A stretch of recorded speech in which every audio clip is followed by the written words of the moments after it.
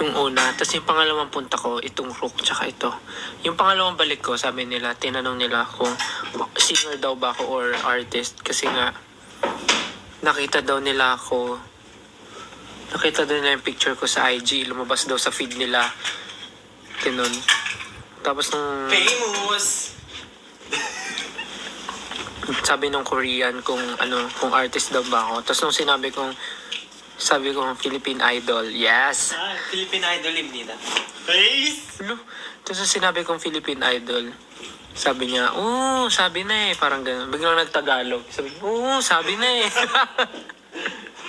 Biglang nagtagalog yung Korean. Sabi niya, sabi na eh. Hindi, sabi niya, parang yun nga sabi niya, sabi na eh, kasi ganyan. Tapos, nagpa-sign sila ng paper. Kasi ano yun eh, yun yung store na yun na, doon talaga nagpapabutas ng tenga yung mga Korean idols. Yung Nana piercing. Medyo pag sa Pinas, medyo off yung name niya kasi Nana piercing. Pero, yun talaga yung pangalan niya. So, sobrang sikat niya na shop ng mga hikaw and doon din nagpapa-pierce yung mga Korean idols. Tapos sobrang gagaan din ng mga kamay ng mga nagbubutas ng tenga. So kaya sikat sila. That's Nana piercing. Sa ano po siya? Sa Hongdae area. So yun nga, nung nalaman nga nila, nagpa-sign sila sa paper. Tapos dinidikit kasi nila sa wall yung mga paper na may sign ng mga idol na naging customer nila. So, andun yung mga signature ng Blackpink. Basta puro artist. Basta ang dami, basta iba't ibang artist yung nandun. So, sa mga pupunta po sa Korea at magpapa-piercing sa Nana piercing.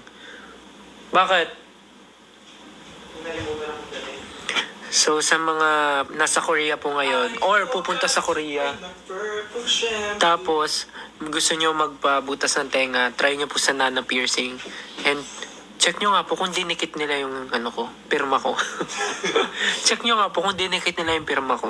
Nilagay ko naman po doon SB19 Stel eh. Famor.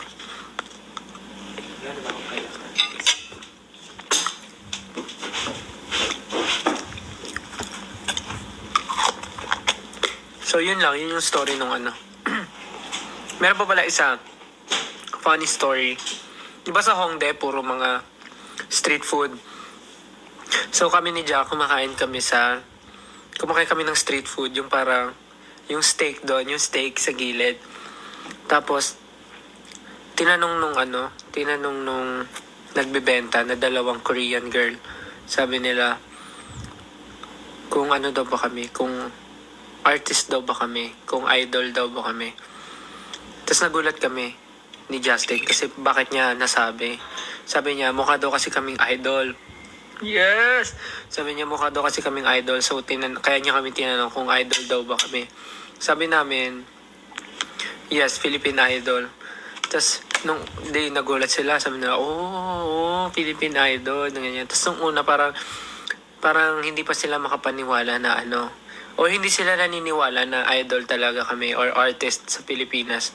Tapos nung di kumakain na kami, biglang may lumapit na mga Pinoy, nagpa-picture sa amin. Tapos parang nagulat sila na ang daming nagpapa-picture sa amin.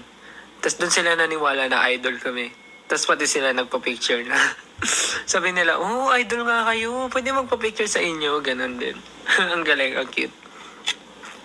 Basta every time na pinapuntahan kami, lagi kaming natatanong.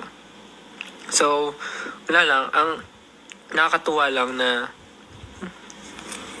gano'n naman napapansin sa to think na nasa ibang bansa kami tapos hindi pa kami nakakapag-show talaga doon na SB19 show. So, parang ang galing, nakakatuwa.